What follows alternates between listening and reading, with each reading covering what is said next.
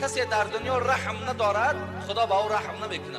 کسی زن تامین نمیکنه، آدمی بیرحمه. کسی به فرزندها خرید نمیکند، ویم آدمی بیرحمه.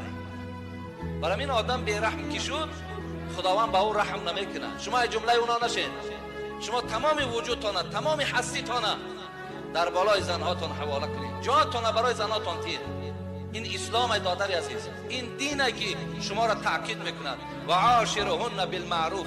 خدا میگه اینا شما با زنها زندگی خوب، زندگی نیک و همیشه نفقه ایشان باید که رسانید.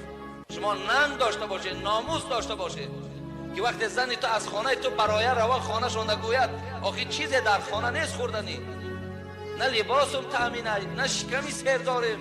مقصد دیگه وقتی از پشت تو شکایت میکند، همین آدمی ناموسدار مردنش بهتر است.